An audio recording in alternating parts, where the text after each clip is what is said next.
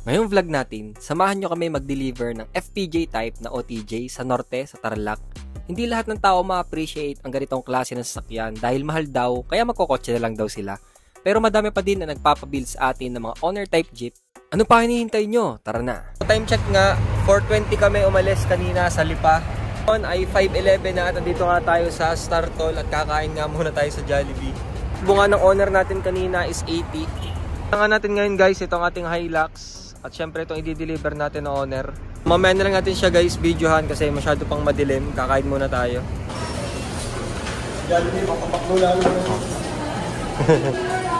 Guys, tapos na nga kami kumain. Check na yung owner, so alis na nga tayo.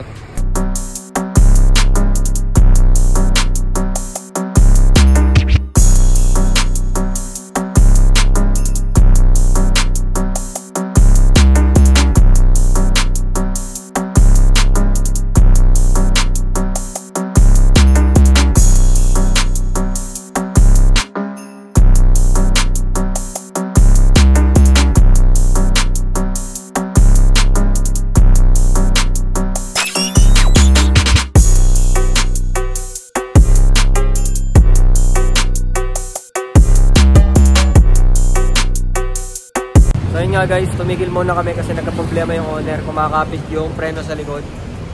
Dito muna kami.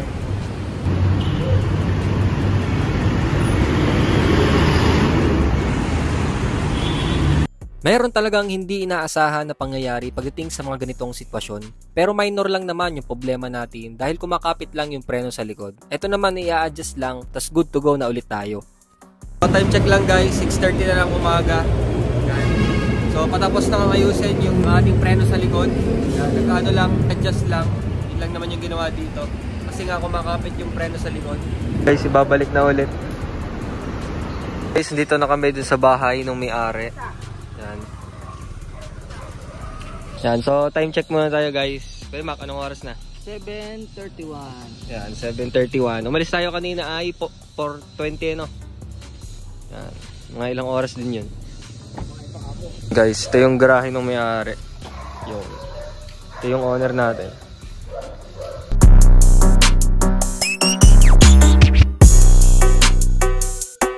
So yun nga guys, na-deliver na natin kahapon ng FPJ at successful naman natin siya na-deliver. So ngayon nga guys, sasamahan natin ating tropa si Carl. Yan, si Daxe. So pupunta tayo kay Sunny dun sa Robinson, sa yung may Yokohama na trailer. Yung kung alam nyo, dito sa Lipa lang yun. Shout out, ikaw Bili, shout out mo tatay mo. Bili. Ikaw na. So yun guys, pag kailangan nyo ng mga pyesa sa Honda, yan, lahat nandito kay Boss Sunny. So yun guys, bumili nga tayo kay Boss Sunny ng air filter. Yan ito. So alam nyo naman na ang gamit ko kay V-Turbo na air filter. Actually hindi siya air filter. Ito. Yan, carbon to. Bali, kaya ako siya papalitan. Kasi nga, di ba, kaka-top overhaul lang natin kay V-Turbo. Eh, syempre, may tendency na madumihan ulit yung kanyang intake. Yan. Ito nga pala siya ngayon.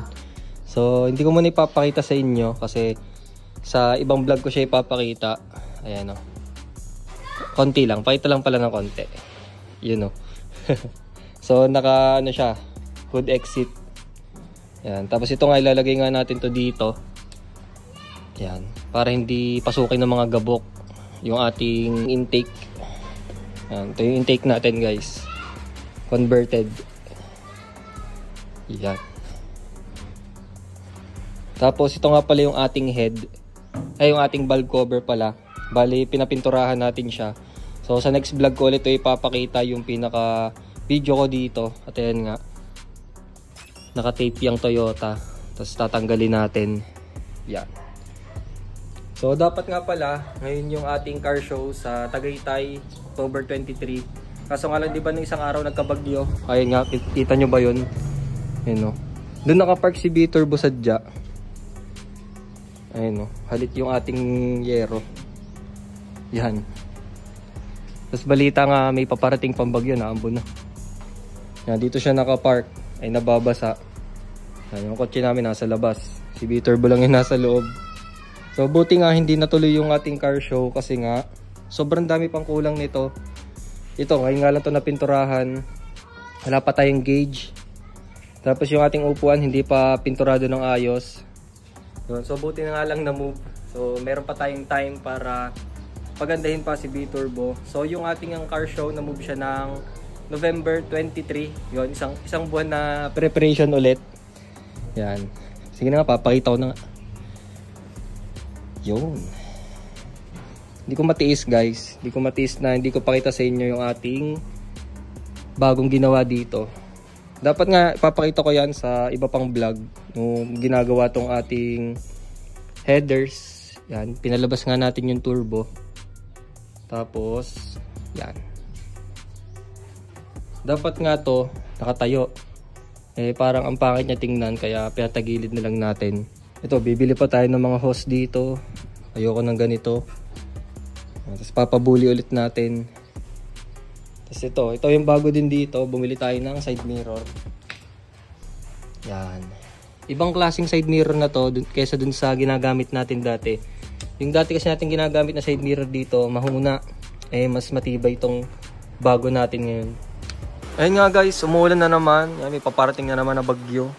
At ang gagawin nga natin dito kay B-Turbo para di siya mabasa. Ayun, lalagyan natin siya ng trapal.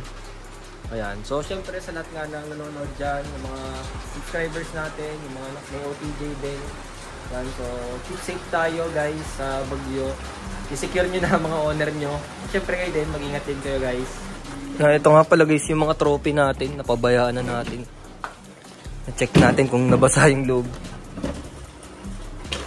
Yan. So, bala ko nga guys, ito, papalitan ko din to ng sticker.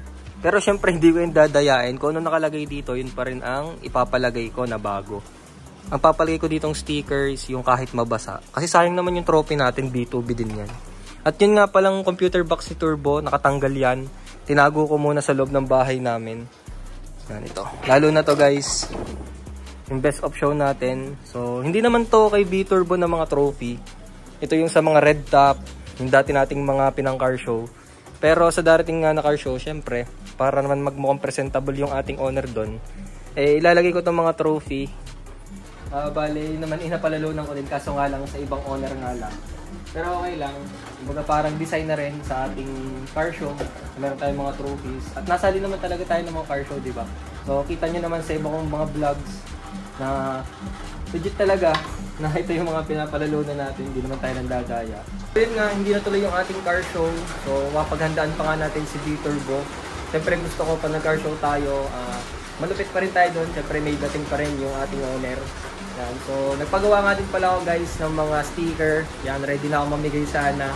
500 pieces yon na maliliit na sticker na Team Garute. Yan. So, dito ko muna nga guys tatapusin yung vlog natin. So, thank you for watching. Don't forget to like, comment, share, and subscribe.